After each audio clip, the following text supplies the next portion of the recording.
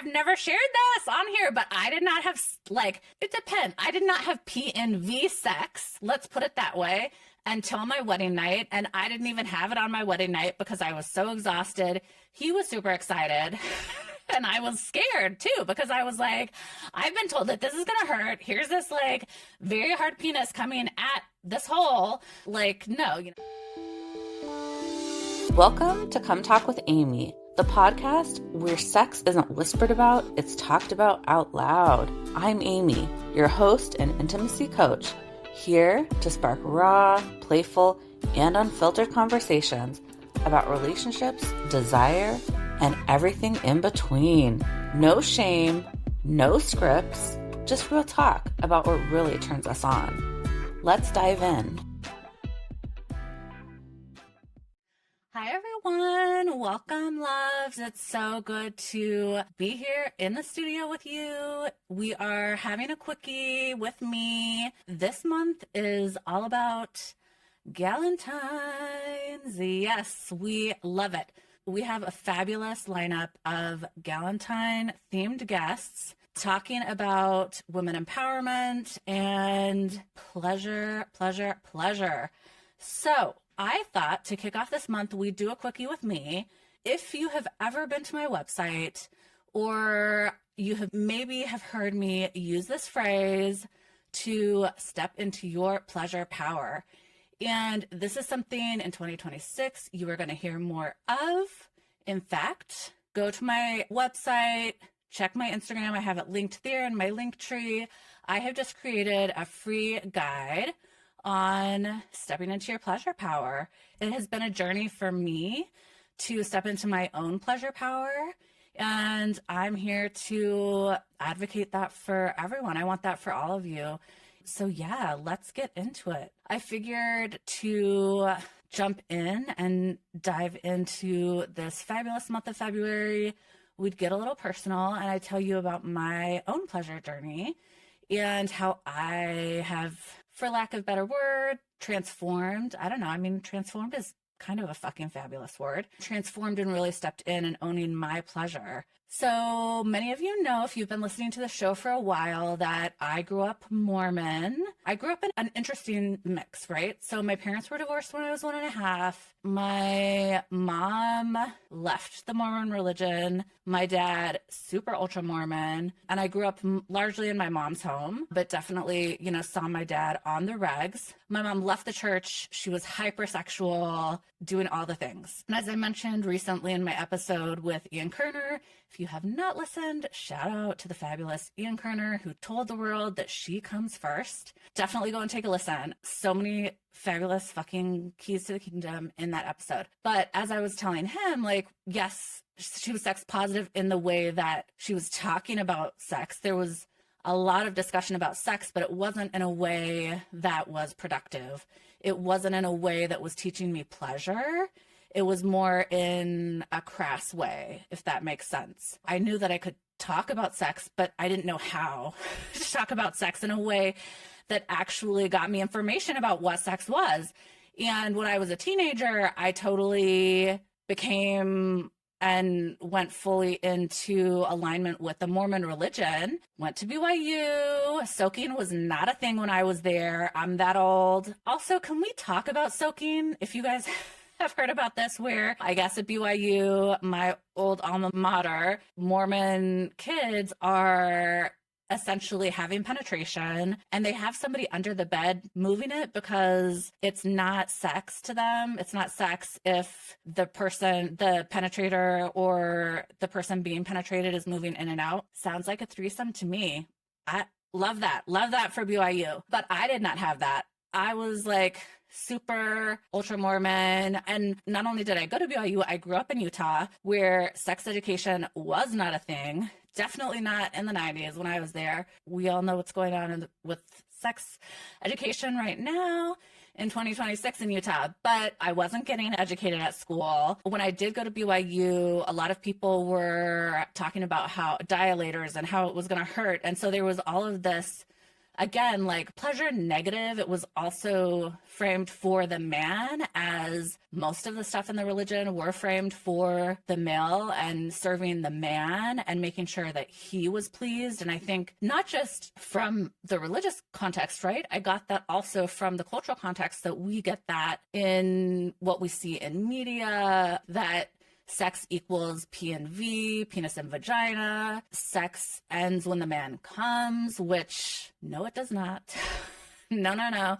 Which I know you guys know because you're here. But that was very much, as many of you also have shared, that you've experienced that understanding of sex as well. And I really thought it was supposed to hurt. I also was not, from a relationship standpoint, it was all focused on marriage, marriage, marriage. Not only just marriage, but you needed to get married early on. A lot of Mormons get married straight out of high school. I remember finding my mom's high school yearbooks, and all of her friends were like wishing her congratulations on her engagement. And I was like, what? I mean, I know that was like earlier, but that's a lot of, I knew friends that also got engaged in high school or shortly thereafter. And so graduating from BYU, not married, you actually are made to feel like something's wrong with you, that you're old. It was messaged to me that if I hit 30 without being married, that like that is over the hill for me. And so as I went into getting close to 30, felt like, yeah, like I needed to get married. My time was ticking by. Fast forward, I did get married, and there was some relationship stuff in there that maybe I'll get to on another episode. Again, Mormon religion, no sex before marriage. And even though before I got married, I was starting to have one foot in the religion and one foot out of the religion, I still very much had that ingrained within me that no sex before marriage. Masturbation anytime, in marriage, out of marriage, with your partner, is a sin. So I meet the person that I ended up saying yes and marrying. I've never shared this on here, but I did not have, like, it depends. I did not have P and V sex, let's put it that way, until my wedding night. And I didn't even have it on my wedding night because I was so exhausted. He was super excited. And I was scared too, because I was like, I've been told that this is going to hurt. Here's this like very hard penis coming at this hole. Like, no, so it happened like a few days later. Anyways, so I remember on my honeymoon, like I was like, okay, let's go to a sex shop, because as I shared with you in my episode with Ian Kerner, and I've also shared this on my Instagram, that I was in high school. My mom took me to sex shops to get her stuff. And also it was like, she was getting her rocks off of, not like in a sexual way, but like in a comedic way, because she knew that I was like super uncomfortable being there.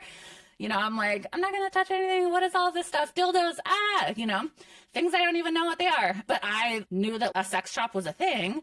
So on my honeymoon, I was like, we need to go to a sex shop. So I remember going, looking around. And again, anyway, I feel like I'm getting too conversational, but maybe you guys love it. Maybe you don't. Let me know in the comments so I know for future episodes when we do these quickies. Anyways, so let's talk about my marriage a little bit, which I haven't really done on this space or on other spaces either. I told you about the background of kind of where I was coming from, the cultural context, the religious context, all of the shame, right, around sex, that it should be painful, not pleasure. What is pleasure in sex? And not for me, like the pleasure is making sure that he is pleased. I had a very healthy drive at the beginning of my marriage. What happened is I was with a partner who our drives were definitely mismatched. I started turning it off. The sex was very controlled. It was very much how my partner wanted to be. There were no conversations. I remember going on a girls' trip with my aunts and my sister. This was probably like a year or two after I was married, in this bookstore in Santa Fe. The book that I got was like pretty thick, talking about different positions and different fun ways. And I was like, oh, this is going to be a great way to have a conversation about sex. And my partner was not having it. That book just ended up being in this shame pile, staying on the bookshelf, collecting dust, and was a reminder of the fact that I was not having pleasure, that sex was shameful. Fast forward, I did have a baby. Obviously, we had sex sometimes, but it was few and far between, and it was painful. And I didn't know that that was not how sex should be. I just thought, these are the messages I've heard. This is what it's supposed to be. And I had no one to talk to about it. I didn't know I knew something was off, but I didn't know how to go about it and who to approach and how to even have these conversations. Hey loves, it's Amy. Galentine's is coming up and I'm teaming up with Lubify and Lash Star for the ultimate pleasure meets glam giveaway. We have got a one-on-one pleasure power planning hour with me, a Luxe Lube from Lubify, your choice of the Into Me See or Into Us See deck from Orla, the founder of Lubify, and a Lash Star kit for your perfect flutter. Here's the kicker. Each winner gets to bring a galentine. So you both snag the whole bundle. Amazing. Entering is easy. Go to Instagram, follow all 3 accounts, tag your ride or die, and yes, every tag equals an extra entry. Also, bonus, reshare to stories and tag all 3 accounts. The giveaway runs February 1st through February 12th.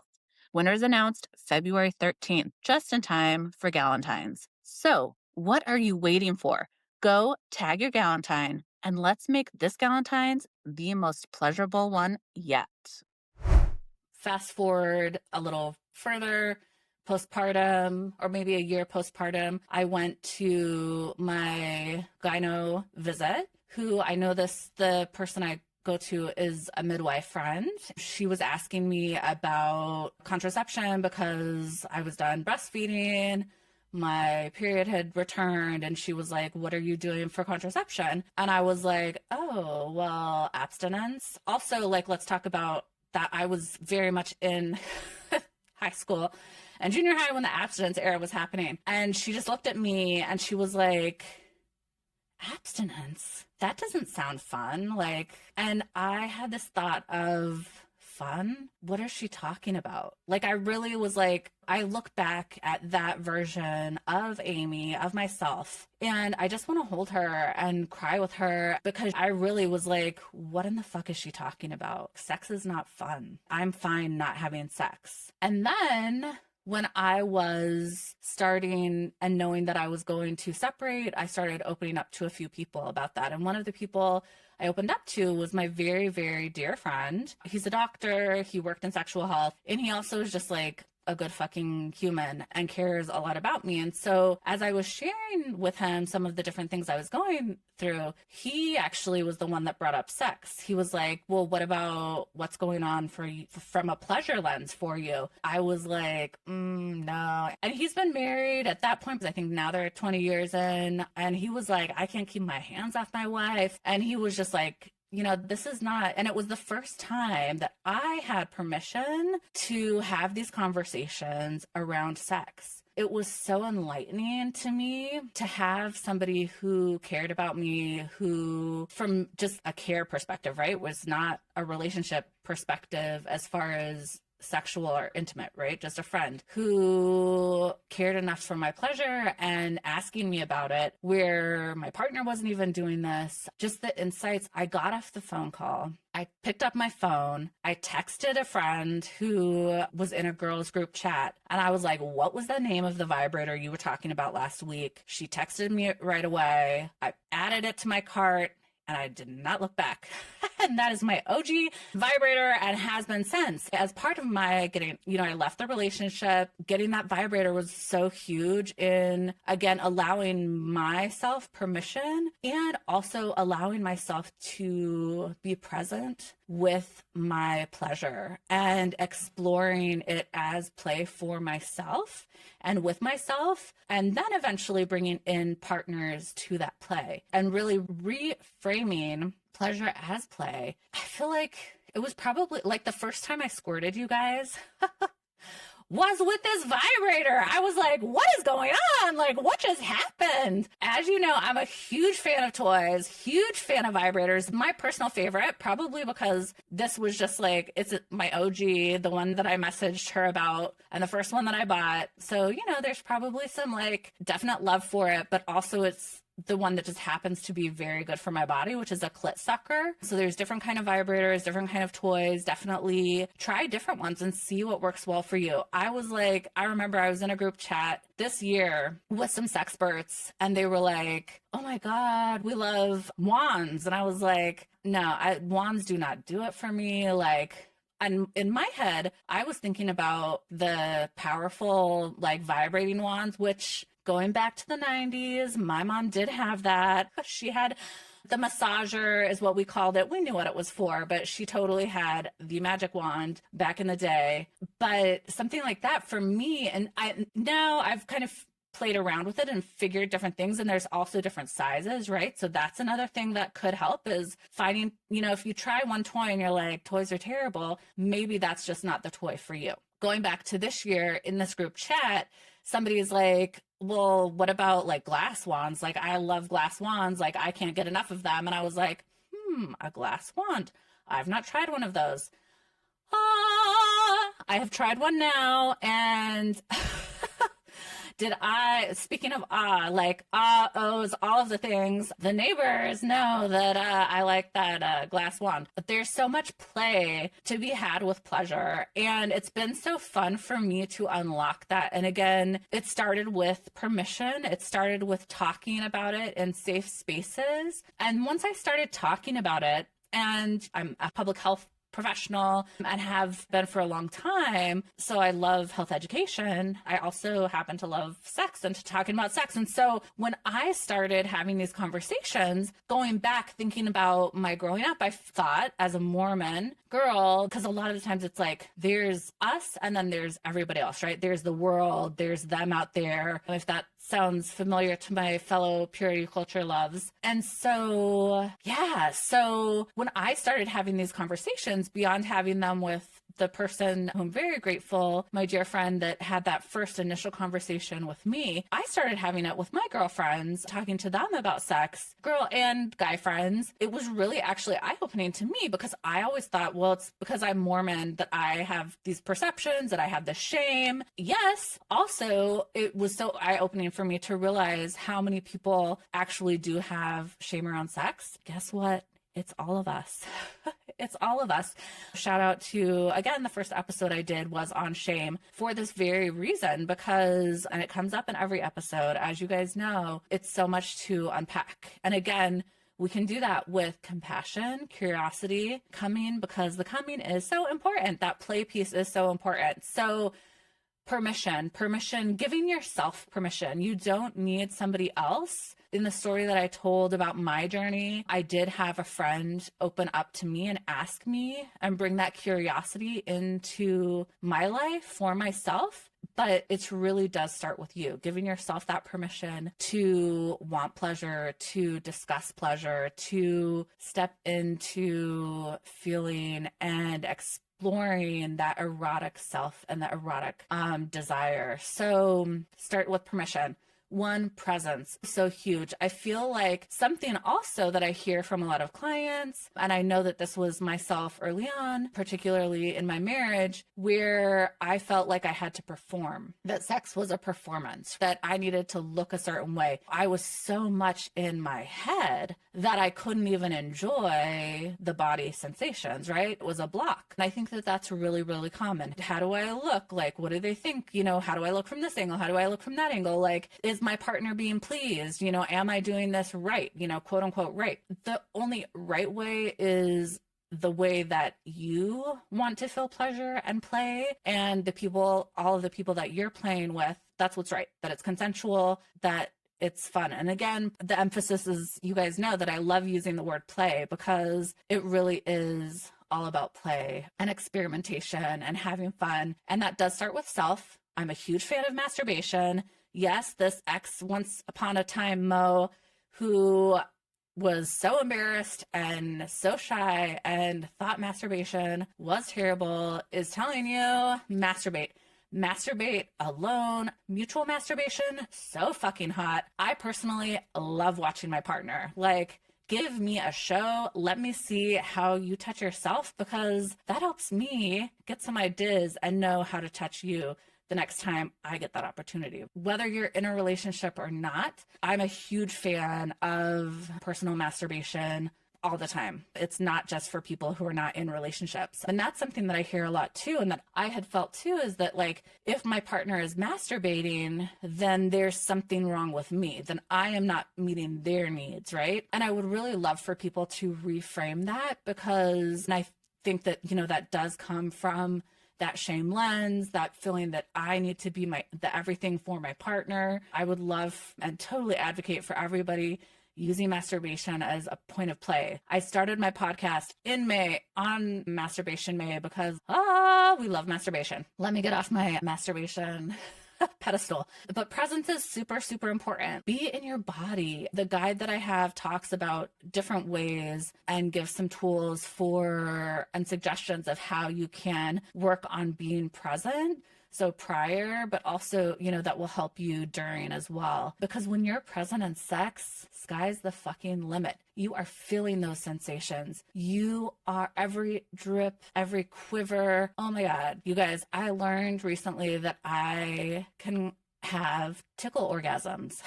Mind fucking blown. Sky's the fucking limit. And I want that for you. And then the third thing is play. So make it fun, pleasure, play all fucking day. I know we have to go to work and everything, but foreplay, you know, we still can text, get those juices flowing and really make it fun, right? Get into like erotica. Like if you're a person who maybe you're hesitant, like what do I like? Fabulous. Autoerotica. Reading erotica, right? That can help. And listen to your body. What is my body doing during certain things? And not to say that like everything that you get excited about in fantasy, you want to make reality, but your fantasies can really help you tap into understanding and things that you do want to explore. Some things you're going to want to keep in the fantasy world, fabulous. And some things you're going to want to explore. Another tool is porn, right? I know, again, something that a lot of people have shame around. I did forever. I also had personal reasons why I didn't like porn. Having that said, like I am a big fan of consuming it ethically, right? And ethical porn, huge fan of ethical porn in a way that is helping with the play aspect, helping with the eroticism, right? The guide that I have for you guys to download for free on my website is just a fun intro into stepping into your pleasure power. I'm also going to start offering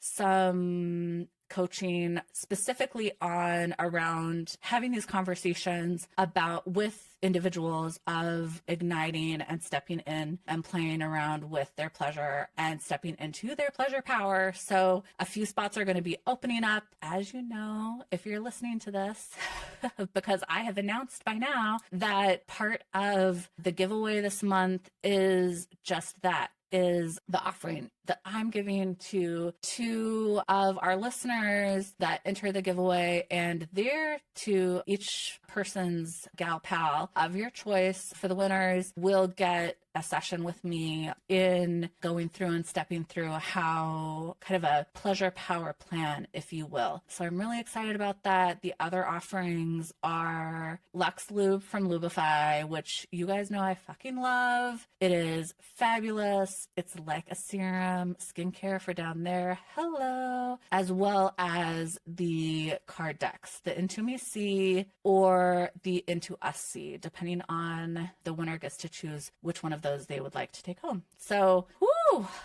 that was just a piece of my pleasure pie, my pleasure journey. As you guys know too, because I talk about it all the time, like I have stepped into kink. I am continually exploring my own edges, which is so fucking fun. Again, by tapping in, touching base with myself, being present and asking myself, bringing curiosity to how I want to play. And also like the erotic potentials that are out there, right? Not everything I want to do. There are some things that are like, fucking no, like shut the door on that. I will tell partners before I play with them, like, these are my no's. Don't do this, don't do this, don't do this. Yes, do this, right? So anyways, I'm going to wrap up. Thank you guys for coming on this journey with me. Happy Valentine's/Galentine's month. You're fucking fabulous. As always, remember to masturbate, lubricate, and get ate. As always, thank you for coming. Please come again, and come again.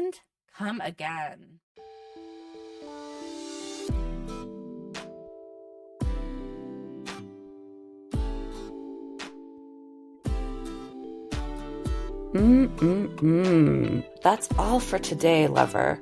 Remember to masturbate, lubricate, and get ate. If you liked this episode, share with a friend, like, subscribe, and as always, thank you for coming. Please come again, and come again.